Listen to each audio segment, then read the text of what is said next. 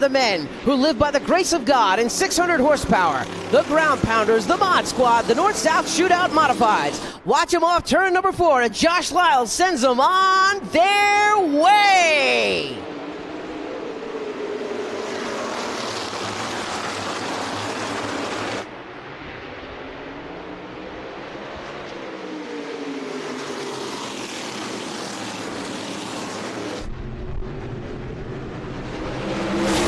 Everyone brings it back to the line without any issues, Eric, and we had the first of 150 laps in the books. We talked about that young blood. It's at the front of the pack, Caleb Hetty. It was a good night for Kentucky last night after Ben Rhodes wrapped up the truck championship.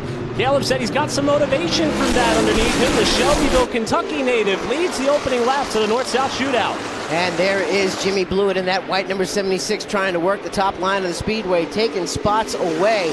And that is the battle out there on the racetrack for the 5th position as he is challenging Ronnie Williams on the outside. That's a precarious position for Blewett to be in, even this early in the race. All it takes is the slightest bit of contact to stuff him up to the outside retaining wall. But he's got a good run going there on the top side as Burt Myers hunts the lead. 2 by 2, Chris Pasteryak looks to the inside of Patrick Emmerling in that 07 machine. Pasteryak has a good run down the front straightaway. They're actually got that car faster. They had float problems in the carburetor in practice, so once they got that fixed, they were very happy with the performance of that 75 machine. So Burt Myers has gone to the point. Pasteryak second, Hetty back to third, Emmerling in fourth. And you see the first side-by-side battle continuing between Jimmy Blewett outside, Ronnie Williams inside, as those two cars are attached at the side Nerf bars off the corner. That race for 5th has been wheel-to-wheel for the last few laps. And here's an interesting statistic right now. Matt Hirschman is running 22nd in a 23-car field. Yeah, that's not sure he's going to stay there all that much throughout the day, as he's certainly biding his time. Got a car off the pace on the backstretch. Saw it momentarily. That was Craig Lutz, and the caution is going to fly. The bad luck for Hillbilly Motorsports appears to carry over here to the North-South Shootout. This car ran with James Savali in a number of the Smart Modified Tour races. Lutz came by the tower here very slowly, and this fully staffed field of crew members are going to come to the aid of Craig Lutz, who I certainly thought, Derek, was going to be one of the main contenders here this afternoon, and that car's got some problems early. Yeah, unfortunately for Craig Lutz, he has had a less than spectacular weekend. He didn't qualify very well. Qualified 17th for this race. Wasn't really a threat on the timesheets all weekend, and it looks like the number 79 having some problems down there. And we are going to throw it downstairs to Tony Stevens. Yeah, guys, the initial report from the crew is that the drive shaft has broken on the Craig Lutz machine. You see the team here underneath the left side and the back of the car trying to make repairs and affect them here. Remember, caution laps do not count. So if this is something quick and easy, they may be able to get him back out before he loses any more time on track. And you can see one of the crew come running right now with that drive shaft, so it looks like they're going to try to get that repaired and get him out there, but Craig Lutz may be many laps down by the time we go back to green. But going back through the field right now, Burt Myers is your leader with just 6 laps in the record books. Chris Pasteryak second, third is Caleb Hetty, fourth is Patrick Emmerling, and 5th, Jimmy Blewett. He is just working the top line like Sammy Swindell or Steve Kinzer at a dirt track. Not really characteristic of what we have seen at this racetrack in the past. Not at all, and he's been able to make it work. I know that at the timing of the yellow reverts back to when they last crossed the start-finish line, so he had the edge over Ronnie Williams, who was the car down to his inside at the time. Williams 6th, Gary Young Jr. 7th, 8th at the moment is Brian Lofton, with Dean Ward and Jonathan Brown your top 10 as the work continues on the number 79 machine. And this, unfortunately, has been the theme of this car this year. Back at Florence Motor Speedway, they had an engine expire before they even took the green flag for the race. Bobby McCarty got the keys to this car. He, too, suffered a mechanical gremlin that kept him out of competition at Carteret County. And now we've got Craig Lutz behind the wheel, and this team is forced to, unfortunately, have to crawl underneath this car and hope to exhaust every caution lap they have at their disposal to try to get him back out there in this race. Really an amazing shot from our Pit Row TV drone out there, just covering everything from above. You can see they're sliding the drive shaft into place right now, and I'm telling you, they're working pretty quick and pretty diligently down there. If they can get it done fast enough, they might be able to get the problem fixed without going many laps down. The saving grace for that team right now is that the pits just opened. So we got a couple of cars that have stopped here, and you see them now. The number is 07 of Dennis Holdren. That's the second car out of the Mark Dowdy-owned stable. Rusty Skews ran this in a number of the Smart races in 2021, as well as the number 21 car of Jim Gavick. They have come down for a stop, so this is buying that 79 team and Craig Lutz a little bit more time to maybe make it back out here. A little bit of action going on down there. We see some adjustments going on, and right now Jim Gavick getting some cosmetic work done to the rear of his car. You can see the sledgehammers and the sheet metal being hashed out. That's a family operation, too. It's just his son that is helping him out down there with the help of another crew member. You see they, too, working on some body damage there on the left rear of that car, and that's an unfortunate turn of events there for Gavick, because this race is still rather young, and in fact, we're going to go down to Tony Stevens. May have an update for us. Yeah, guys, we saw him there beating the left rear fender, and you may see there in the shot, the fuel filler looks to be a concern of the team right now. You see how that is angled down? It's not in the ideal situation. If they need to take fuel later today, they need to have that fuel filler neck to where the dump can can get into it and effectively refuel the car. So what otherwise was just useless sheet metal damage may become a really, really big problem for Jim Gavick here if they cannot get that repaired before it happens to need fuel later today.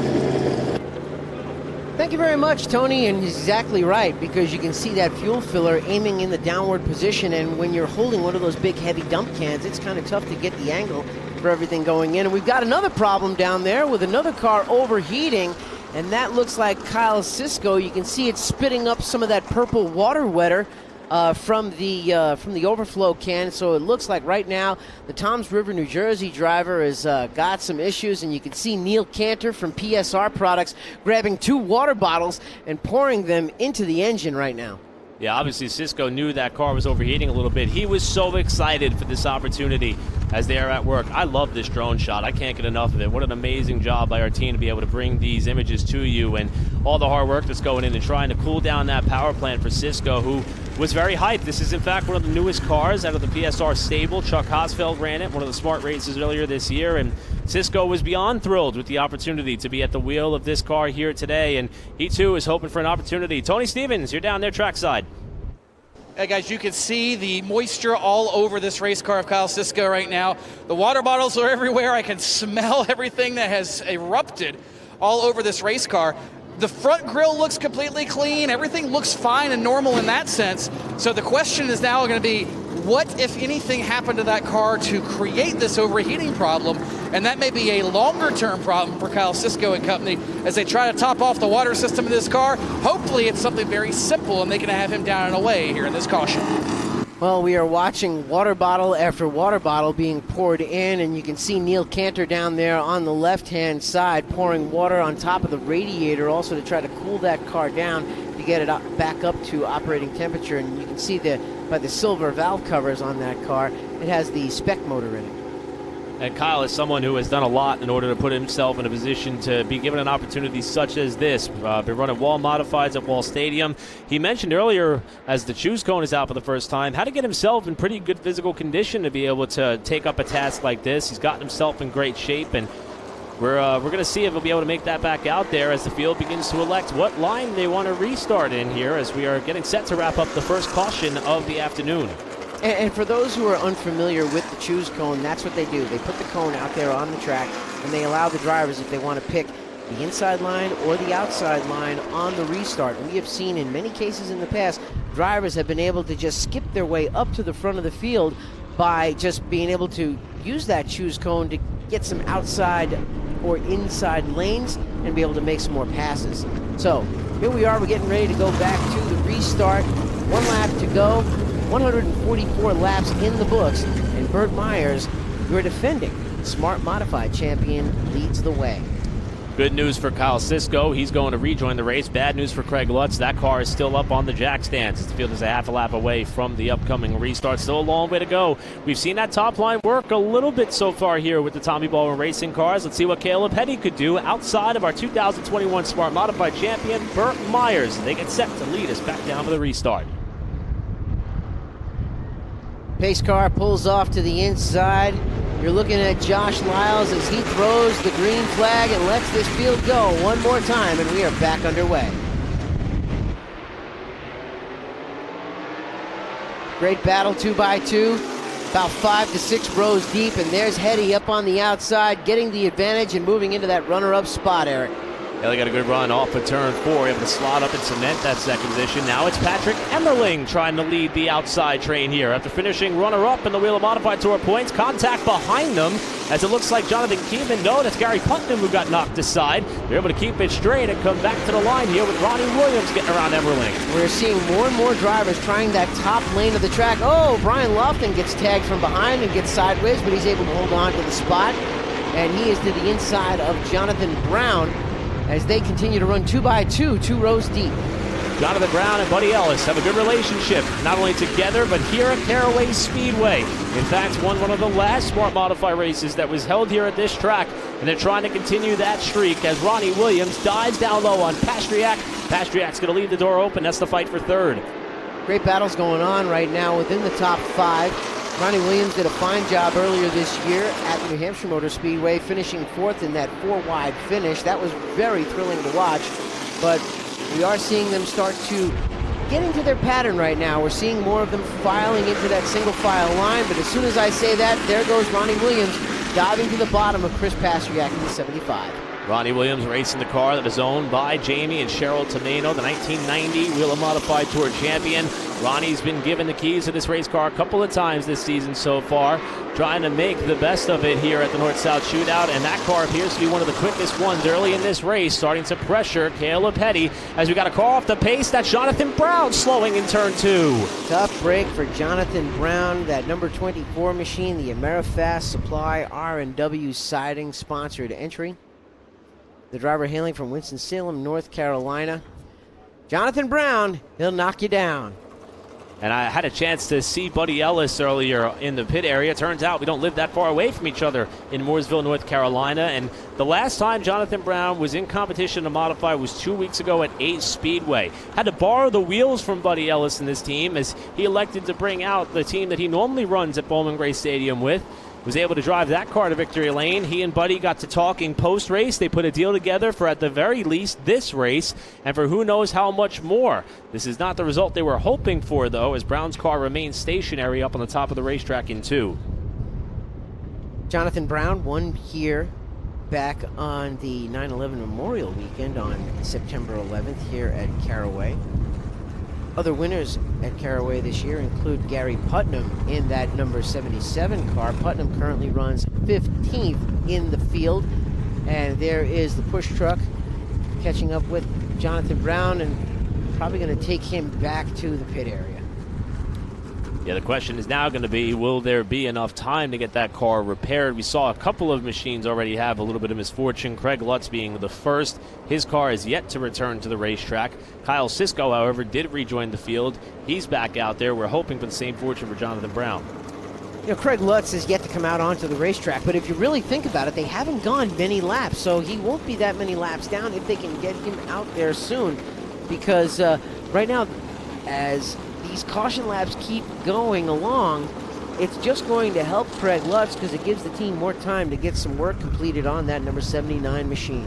And in the past, hopefully I'm not foreshadowing too much here, this has been at times a race of attrition. So being able to keep in it and stay in the game and put yourself back out there, even if you're a few laps down, that could offer up a pretty big swing in terms of prize money and purse money if you can gain some spots, as that Buddy Ellis team, the car owners champions of the 2021 Smart Modified Tour, take off the hood cover and start looking at the power plant on that number 24 car.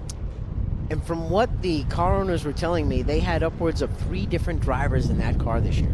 Yeah, a number of them. John Smith, who won at Franklin County with it. Jonathan Brown, NASCAR Camping World Truck Series driver. Danny Bone also had opportunities to wheel this car. In fact, wheeled it to an owner's championship, and Jonathan Brown was one of them. And we're going to throw it down to Tony Stevens, who has an update for us. Well, it looks like John Boy Brown may be done here today. They took the air cleaner off, and no sooner than they had it off, he was taking the gloves off and the belt, so he'll be climbing out prematurely here, it looks like. Tough break. Yeah, Jonathan Brown, like you said, pulling the helmet off And don't know what mechanical trouble he had, but it was the cause of one of the cautions. And there's another driver that came down pit road for service. There's the 77 of Gary Putnam. Putnam, like we said, won here at Caraway in the past. He won on July 3rd in that Dolly Collision and Construction number 77 machine, also sponsored by Curb Records. We also see Dennis Holdren back in the pit area, and he's getting some work done. Let's go back down to Tony Stevens with more information. Jonathan Brown, unfortunately, out of the car.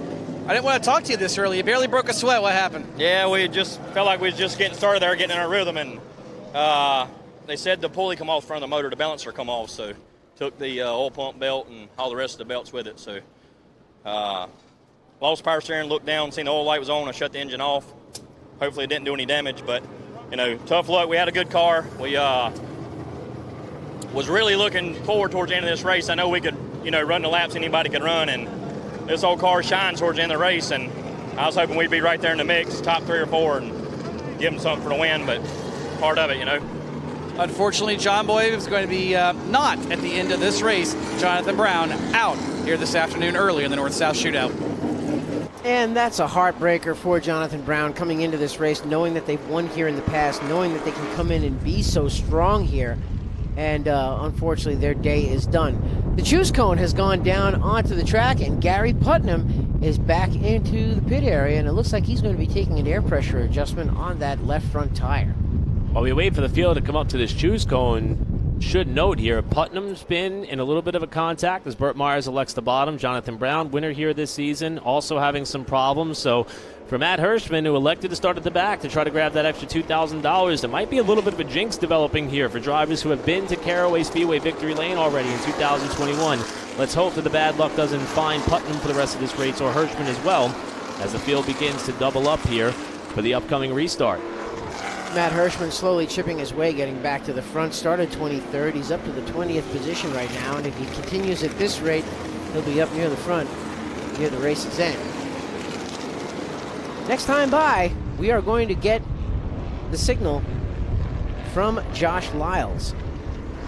One more time around, and we're going back to green flag racing. 2 black cars at the front of the field, black and orange on the inside and outside row. The CitraSafe number 1 of Burt Myers. We're getting in the 99 machine of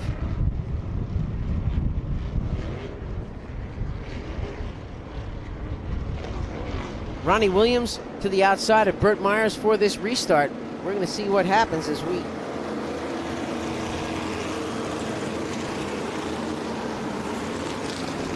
here we go. They pick up the RPM coming off of turn number 4. The right foot goes down. We're back underway.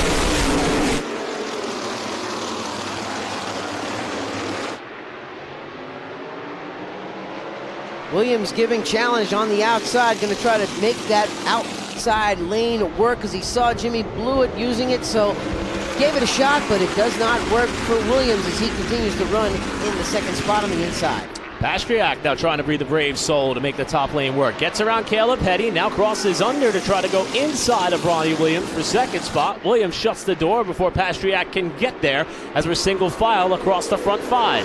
You know, it was one of those monkey see, monkey do situations there. Jimmy Blewett going up to the top line of the track, making some passes. Some spotters probably saw that and said, hey, you know, the 76 is making some hay up on the outside. You might want to give the top line a shot.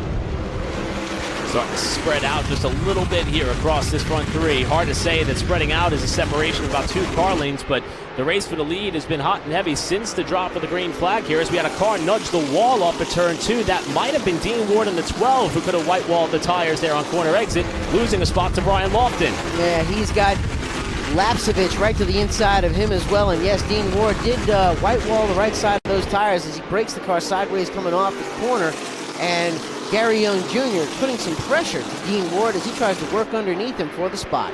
So you watch Dean Ward continue to try to hang on there on the top side of the racetrack. His son Dylan not too far behind. Want to pass along this nugget, courtesy of Justin Mincy. They're the first father-son duo to make the A-main of the North-South Shootout since 2008. For Carl and Charlie Pastriak as the racing continues throughout the top 10. Actually, Carl and Charlie Pasteryak are brothers. Oh, my mistake there. Chris Pasteryak and Charlie Pasteryak are father and son. But still, very cool stat, and we are watching a great battle right there. Lapsevich had to spike the brakes to let Emmerling in so they wouldn't make contact, and that's exactly what happened. Emmerling took the spot away. Jeremy Gerstner had to jump on the binders for just a minute, but a smart heads-up move by Caden Lapsevich. Caden is someone who's another one of those young drivers looking to make a splash here. So far, doing a great job in this race, even though we're only 20 laps in. And Ronnie Williams is starting to turn up the heat here on Burt Myers. Ronnie Williams, fast all day yesterday in practice, actually held the top spot in qualifying for a short period of time before he was taken off the pole by Matt Hirschman. So Ronnie Williams having a very strong car here, of course, out of the Jamie Tomeno stables. And right now, he's challenging for the lead going into 3. Ronnie Williams able to open up that bottom lane for the time being. Burt's giving him plenty of room, and he's able to use that top side to hold the lead at the stripe. But Williams inching closer up the side of that Fury Race Cars number 1. He's going to power his way up alongside off 2 as we're side by side for the lead. Well, Burt Myers being the veteran right now, just letting him go, realizing, okay, we're still very early in this race. You want it, go on ahead. So the young bull goes and takes off from the old bull, and he starts to put some distance between himself and second place. But the big question is can they stay like that the whole race? Yeah, Ronnie Williams is definitely one of the drivers who has been pressing hard early in the going in this race, as all these teams have 4 tires left in the pit area.